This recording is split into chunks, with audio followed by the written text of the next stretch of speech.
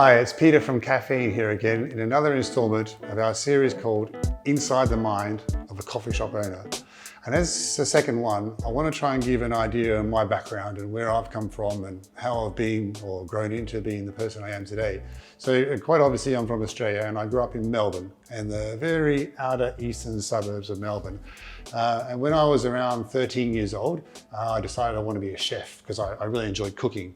And then I sort of realized I'm not very good at recipes and remembering them and going from one to the other, so gave that up. I then wanted to be a journalist because I thought I was good at writing. And I remember doing typing in year 10 and failing typing, and actually on a proper typewriter, so I gave that up as well. And then apparently one day I said to my mum, I want to be a hotel manager. I want to look after people. I want to work in hospitality. And so for the age of 18, after school, I went to catering college in Melbourne, 3 years of catering college. And I started working in pubs and restaurants and cocktail bars in Melbourne. I finished catering college. And by the time I was 25 years old, which was in 1995, I decided I wanted to come to London.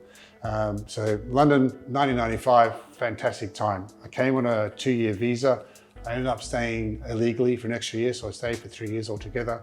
And I basically worked as a waiter in different places. And as I said, I had a superb time. If you lived through the 90s, if you heard stories about that, you know what it was like. And to come from the outer eastern suburbs of Melbourne into this London lifestyle where everything was happening was amazing. I feel really lucky to be part of that. So I went back to Melbourne though in 1998, and that's when I noticed there was a change in coffee and in cafe life. You know, in the days when I was in restaurants, we were doing coffee with cappuccino foam this high, and the steam one was caked in milk, and it was disgusting. It was really bad. But from 1998 onwards, when I came back, it was like people had found a way to make coffee taste better.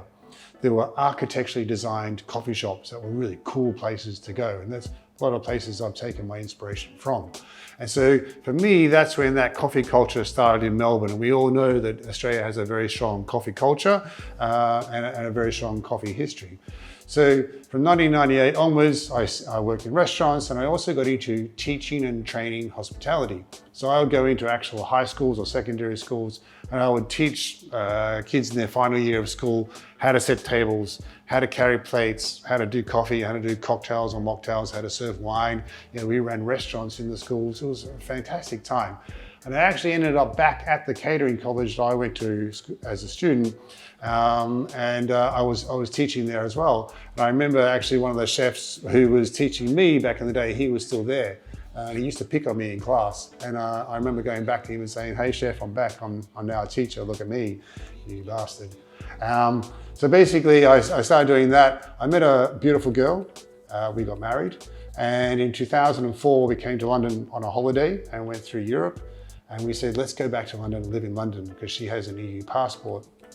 So in 2005, we came back to London. And one of the first things we did, of course, was say, where do we go to get a good cup of coffee? And there was really nowhere around at the time. I worked for an agency for a bit as a waiter. One of my first jobs in the summer of 2005 was at Buckingham Palace for the Queen's Garden parties. I then got a job in that agency itself, or a staffing agency, and then eventually I moved to Lord's Cricket Ground or Marylebone Cricket Club, and I was the staffing manager there for the catering department, looking after all the bar staff, the waiters, the chefs, the kitchen porters.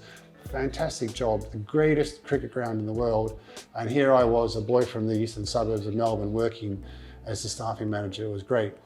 But over that time, from the time of 2005 to 2009, I was trying to think about what I could do. And it was in June of 2005 that I walked down and found a place, walked down to Soho and found a place called Flat White. And I went in there, I had a coffee, and I called my wife and I said, this is the place we want to go for coffee now. And from that time onwards, Flat White really grew into being a fantastic destination. And it really was my inspiration to open up my own place.